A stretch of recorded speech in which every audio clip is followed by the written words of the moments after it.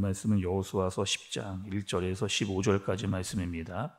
그때에 여호수아가 아이를 빼앗아 진멸하되 여리고와 그 왕에게 행한 것 같이 아이와 그 왕에게 행한 것과 또 기브온 주민이 이스라엘과 화친하여 그 중에 있다함을 예루살렘 왕 아도니세덱이 듣고 크게 두려워하였으니 이는 기브온은 왕도와 같은 큰 성임이요 아이보다 크고 그 사람들은 다 강함이라. 예루살렘 왕 아도니세덱이 헤브론 왕 호함과 야르뭇 왕 비람과 라게스 왕 야비아와 에글론 왕 드빌에게 보내어 이르되 내게로 올라와 나를 도우라. 우리가 기브온을 치자. 이는 기브온이 여호수아와 이스라엘 자손과 더불어 화친하였음이니라. 아모리 족속의 다섯 왕들 곧 예루살렘 왕과 헤브론 왕과 야르뭇 왕과 라게스 왕과 에글론 왕이 함께 모여 자기들의 모든 군대를 거느리고 올라와 기브온에 대진하고 싸우니라. 기브온 사람들이 길갈 진영에 사람을 보내어 여호수아에게 전하되 당신의 종들 돕기를 더디게 하지 마시고 속히 우리에게 올라와 우리를 구하소서. 산지에 거주하는 아모리 사람의 왕들이 다 모여 우리를 치나이다. 하매 여호수아가 모든 군사와 용사와 더불어 길갈에서 올라가니라. 그때에 여호와께서 여호수아에게 이르시되 그들을 두려워하지 말라. 내가 그들을 내 손에 넘겨주었으니 그들 중에서 한 사람도 너를 당할 자 없으리라 하신지라. 여호수아가 길갈에서 밤새도록 올라가 갑자기 그들에게 이르니 여호와께서 그들을 이스라엘 앞에서 패하게 하심으로 여호수아가 그들을 기브온에서 크게 사륙하고 베토론에 올라가는 비탈에서 추격하여 아세가와 막게다까지 이르니라. 그들이 이스라엘 앞에서 도망하여 베토론의 비탈에서 내려갈 때에 여호와께서 하늘에서 큰 우박덩이를 아세가에 이르기까지 내리심에 그들이 죽었으니 이스라엘 자손의 칼에 죽은 자보다 우박에 죽은 자가 더 많았더라. 여호와께서 아모리 사람을 이스라엘 자손에게 넘겨주시던 날에 여호수아가 여호와께 아뢰어 이스라엘의 목전에서 이르되 태양아, 너는 기브온 위에 머무르라. 달아, 너도 아얄론 골짜기에서 그리할지어다. 하매 태양이 머물고 달이 멈추기를 백성이 그 대적에게 원수를 갚기까지 하였느니라. 야셀의 책에 태양이 중천에 머물러서 거의 종일토록 속히 내려가지 아니하였다고 기록되지 아니하였느냐. 여호와께서 사람의 목소리를 들으신 이 같은 날은 전에도 없었고 후에도 없었나니 이는 여호와께서 이스라엘을 위하여 싸우셨음이니라. 여호수아가 온 이스라엘과 더불어 길갈 진영으로 돌아왔더라. 아멘. 우리가 여러분 이스라엘과 기브온 족속들이 조약을 맺은 사건에 대해서 말씀을 들었습니다. 그리고 오늘은 여러분 어떤 상황인가 한번 보도록 하겠습니다. 먼저 이스라엘과 기브온 족속은 어떻게 조약을 맺게 되었는가, 우리 말씀을 여러 번 들었잖아요. 마치 먼 곳에서 온 것처럼, 그리고 옷을 아주 허술함하게 입고 또 다 태워진 신발을 신고 곰팡이 난 떡을 가지고 와서 이스라엘과에게 조약을 맺으려고 그렇게 했습니다. 그리고 이 사실을 누가 알았느냐? 블레셋이 알았어요. 그러니까 함께 동맹을 맺자라고 했던 다섯 부족이 우리를 배신하고 가서 이스라엘과 이렇게 조약을 맺으려고 하는 이 사실을 알게 됐습니다. 아니, 우리랑 같이 동맹을 맺어서 이스라엘과 싸우자 할 때는 콧방귀도 안 뀌더니만, 아니 이 사람들이 이스라엘에 가서 붙었네 라고 하는 마음을 갖게 된 거죠. 가만둘 수 없다. 그래서 이 다섯 개의 부족이 연합을 해가지고 이제는 기브온을 없애자, 이렇게 지금 상황이 바뀐 상황입니다. 전쟁을 하게 되는 거예요. 다섯 부족이 블레셋의 다섯 부족, 가나안의 다섯 부족이 공격을 이제 해오는 그런 상황입니다. 기브온 입장에서는 어떤 상황이에요? 이제 큰일 났잖아요.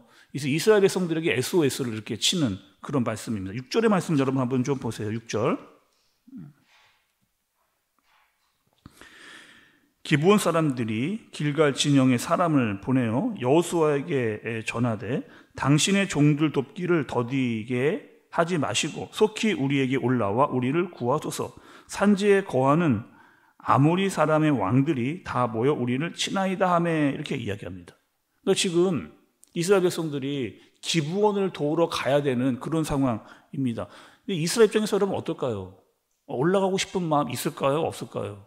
아니 지금 우리 싸움이 아니잖아요. 그냥 가나안 족속끼리 자기네끼리 싸우고 치고받고 이렇게 하겠다는데 굳이 우리가 가서 그 싸움에 낄 필요가 있을까? 아니 우리 자칫하면 우리도 많은 피해를 입거나 죽을 수도 있는데 굳이 우리가 그 싸움에 낄 필요가 있을까라는 생각을 할 수도 있죠. 그런데 이스라엘이 기브온과 맺은 조약은 어떤 조약이었느냐?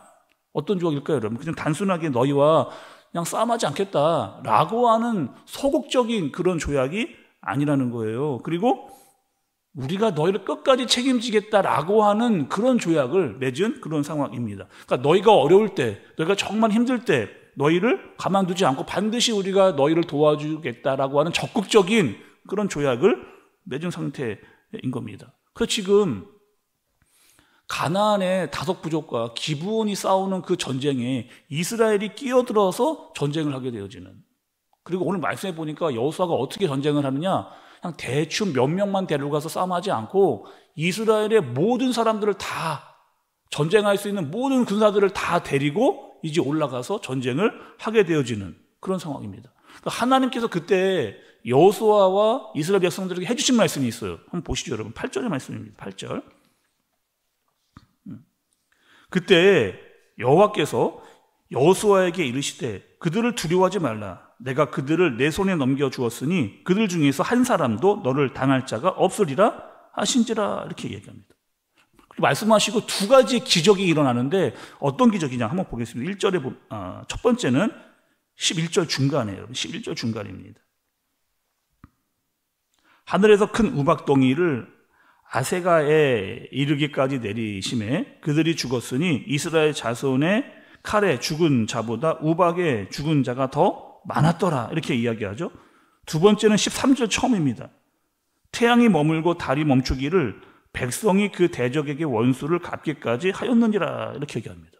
지금 이스라엘 백성들이 기브온을 돕기 위해서 올라가서 그들과 연합해서 싸우는 이 상황 가운데 어떤 일이 일어나느냐, 하늘에서 우박이 떨어지는, 그리고 전쟁을 하는데 해와 달이 멈추는, 아니 이 엄청난 기적이 일어나는 것을 볼 수가 있어요. 아니 이게 어떻게 된 겁니까?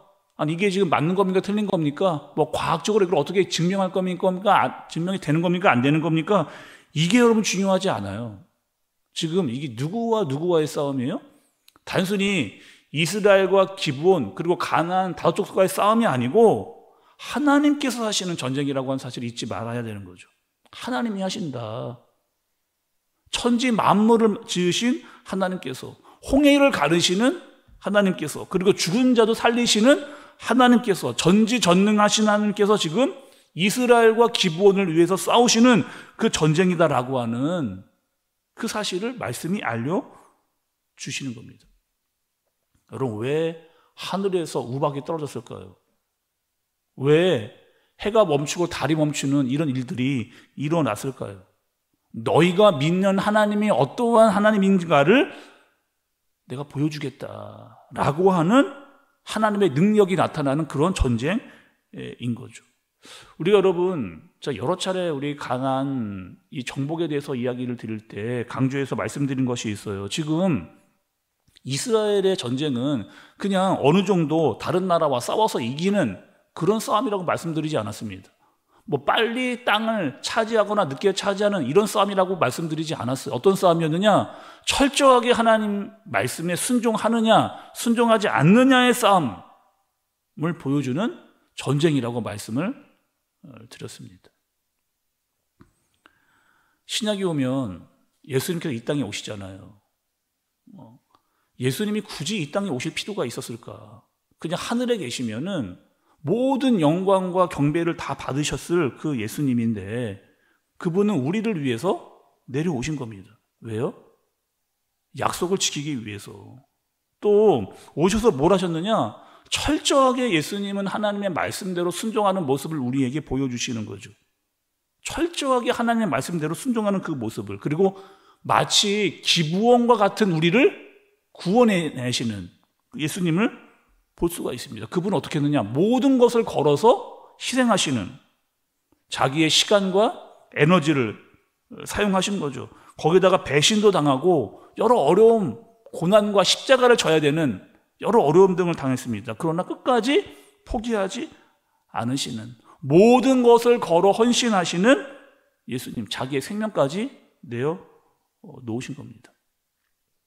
오늘 여러분, 이 전쟁에서 제일 놀란 사람은 누굴까요? 오늘 일어나는 이 전쟁 중에서 제일 놀란 사람, 기부원 사람들인 거죠. 아니, 우리를 위해서 이렇게까지 한다고. 아니, 우리를 위해서 이렇게까지 한다고. 아니, 이스라엘이 모든 군대를 다 끌고 와서 우리를 위해 전쟁을 한다고. 또 하나님께서 이러한 능력을 우리에게 보여주신다고. 교회는 여러분 어떻게 해야 되는 곳이에요? 교회는 하나님의 말씀에 철저히 순종해야 되는 곳입니다.